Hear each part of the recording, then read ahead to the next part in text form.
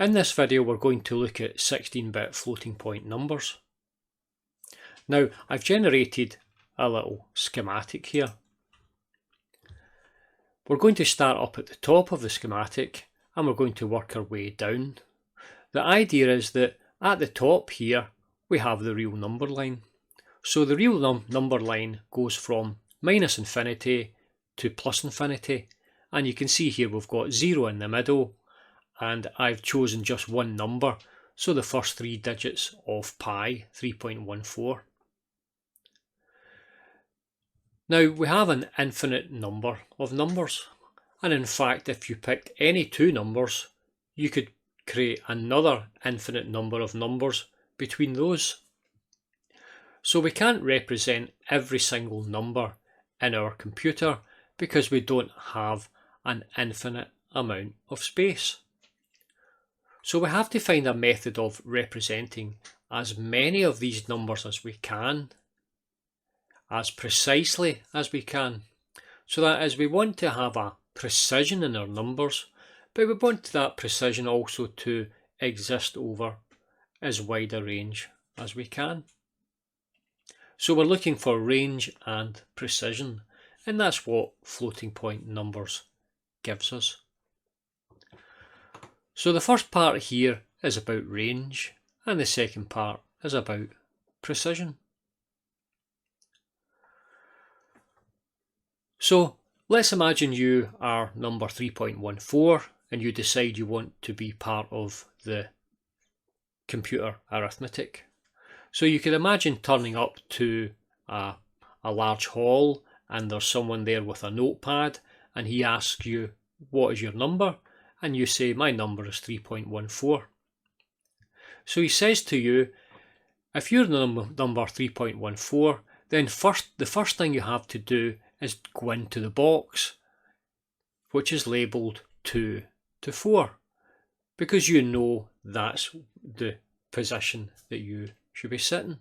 So if you were the number 17.5, then you would be sitting in this box from 16 to 32. So you could imagine the infinity of numbers all coming in, and they all have to find the particular box that they belong in. So the boxes are going to run in this instance from 1 to just less than 2, 2 to 4, 4 to 8, 8 to 16, 16 to 32, and we would also have 32 to 64, 64 to 128, and so on and so forth. So these boxes are represented by the exponent bits. So why are they the exponent bits? Well, 2 to the power of 0 is a value of 1, 2 to the power of 1 is a value of 2, 2 to the 2 is 4, 3 is 8, 4 is 16, and 5 would be 32, and so on and so forth. So the exponent value here tells us the starting position of the box. So the exponent value 0 tells us the starting position of this box is 1. The exponent position 1 tells us the starting point is 2, and so on and so forth. So if we had 5 exponent bits here, we could have 2 to the power of 5, which is 2, 4, 8, 16, 32. So we could, in theory, have 32 different boxes. And those boxes would run up from 2 to the power of 0 to 2 to the power of 1, 2 to the 1 to the 2 to the 2, all the way up to 2 to the 31 to 2 to the 32.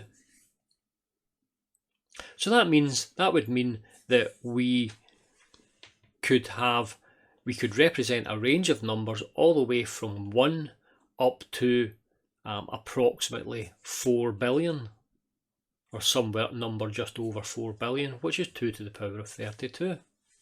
So that's quite a wide range of numbers. Now, that's not exactly the way we do it. There is another added complication. what if we wanted to represent fractional numbers? That is, we don't have the numbers 0 to 1 here, they've been missed out. So in order to represent fractional numbers, we're going to have to represent a negative power. So for example, the number 0.5 is just the number 1 divided by 2.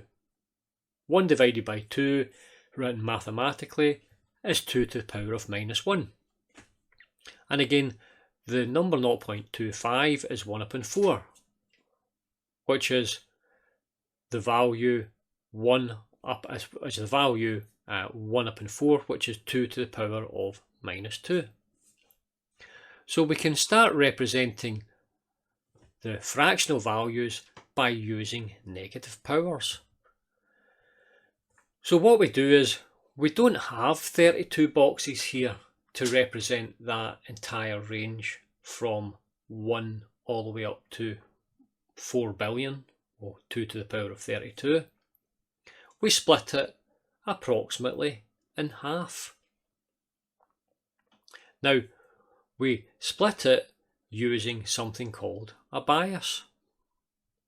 So in this instance here, you can see that the 2 to the power of the exponent, we've got that in the equation here. That's 2 to the power of this exponent. Now, the bias you can see here is the number 15. So let's imagine we wanted to represent the range for this number 3.14. We know it exists between 2 and 4. So that means that the beginning of that range in terms of the exponent would be a value of 1. So 2 to the power 1 is 2. So that's the beginning of the range 2 to 4. But the way we actually represent this in the floating point unit, the floating point number, is that number we would add 15 onto it. So the actual number that you would see in the exponent field here would be the number 1 plus 15, which would be 16. So we would see 16 appearing here.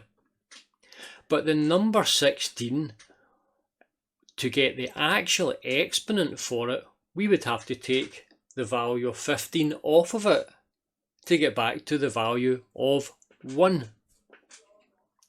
And that's how we generate or use our bias to give us plus and minus values for the exponent. Now, I've gone ahead and generated all of the bias values in ChatGPT. So let's go ahead and we can have a look at those now. So you can see here we've got a list of all of the fields. So for example, the exponent field here, this is the actual exponent value you will see in the floating point number. So if you had an exponent value of 16, then the actual exponent value we would subtract 15 off, and that would be a value of 1. So the actual mathematical exponent value is a value of 1. So 2 to the power 1 is a value of 2. So that's the range 2 to 4. And then 17 would be 2, 18 would be 3, and so on and so forth. So we're going to have all of these non-fractional values from the exponent number 15 up to the number 30. So when we do 15 to 30 inclusive, that is going to give us actually 16 values. Now the last value there is a special value for something called not a number. So we'll leave that for the moment. Now the other values here are going to be the negative values. So if we had a low value here for our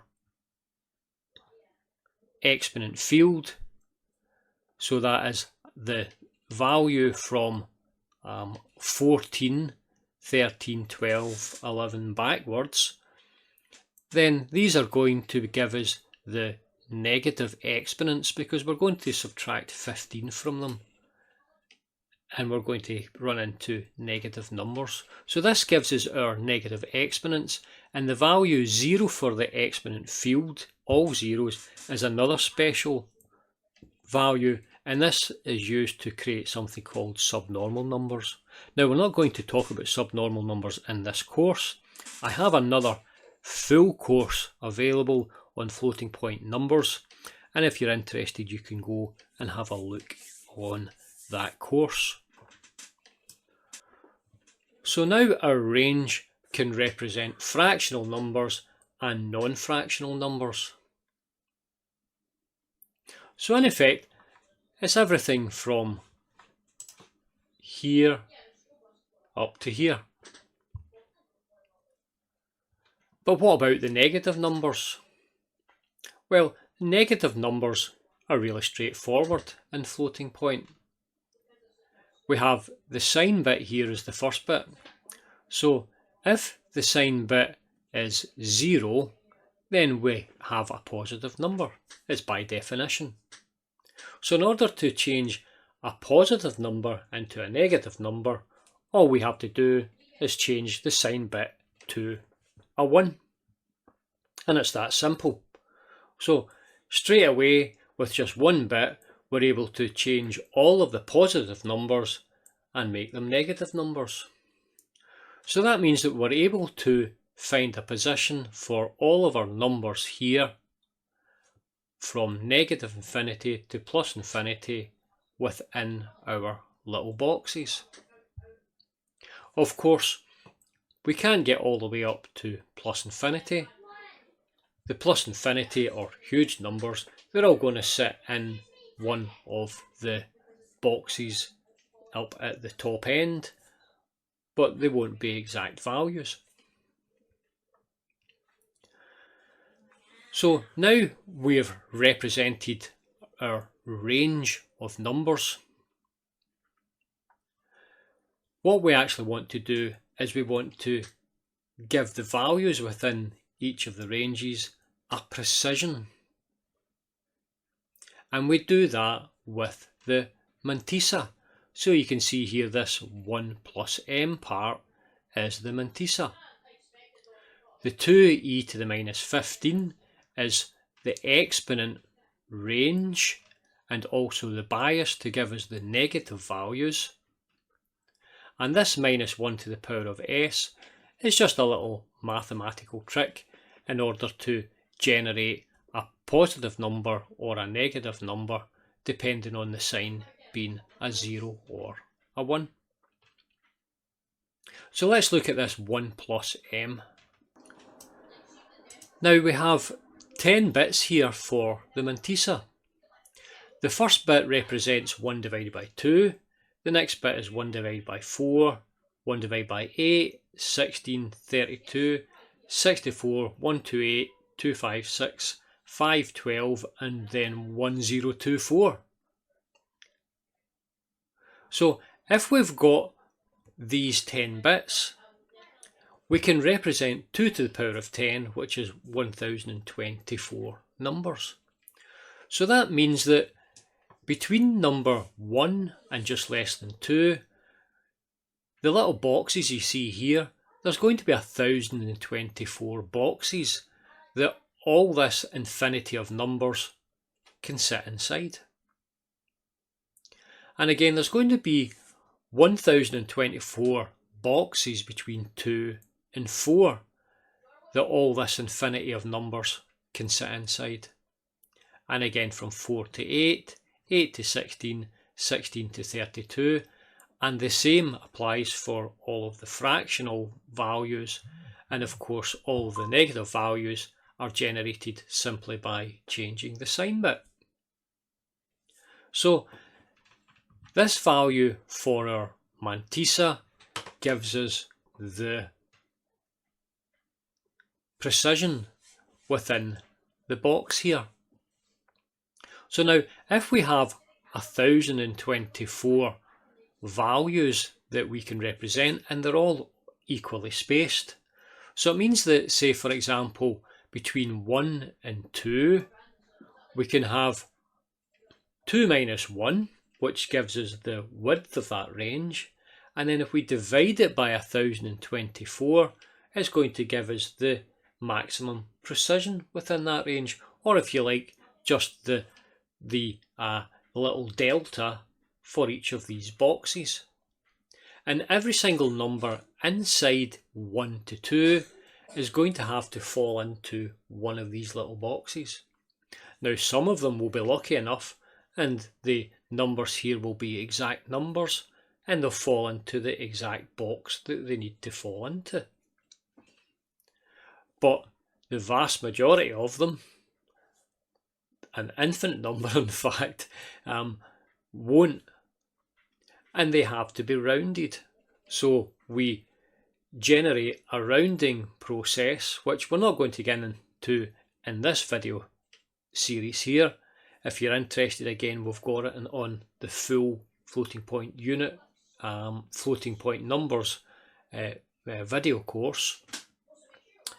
But what we can do is we can use a rounding method in order to ensure that all of these numbers will drop into one or another box. Okay, so they'll drop into a box to the left or the right, depending on how they're rounded. And we actually use something called nearest even rounding in this instance. But it means that all of the numbers here will funnel their way down and they'll find themselves in the correct box here. And that's the final part of the jigsaw, that's the precision bit. And you can see here we've got M, which is the mantissa. Now the mantissa is just generated again from this number here. And this number here will tell us which box we're going to be in between this point and this point here. Now we have the value of 1. Now the value of 1 in effect is understood. In order to get a number, say from 2 to 4, we can't just multiply it by a fractional number. We're going to have to multiply it by the fractional number plus 1. If we multiply it by a fractional number, we would get an even smaller number. Okay, so the final part of the equation is the 1 plus m. The 1 plus m is the mantissa or the significant, and this gives us the precision within each of the ranges. Now a thing to note here is that the ranges aren't equally spaced. So for example, we're going to have 1024 values between 1 and 2. So you're going to get some good precision. But we're going to have, again, 1024 values between 2 and 4. So it's a wider range. But we've still got the same amount of numbers. So it means that the precision is not going to be as good. And again, if you were to go up from 16 to 32, there's going to be 32 numbers here, divided by 1024. So the precision gets worse and worse. So the higher up the number range you go, the worse the precision becomes. And that's a feature of floating point numbers. But something like that is always going to occur because you're always going to, no matter what system you use, run up against some fundamental limits between the range of numbers you can represent and the precision of those numbers. But it's not as bad as it might first appear, because if you imagine you had a massive number, say 300 billion,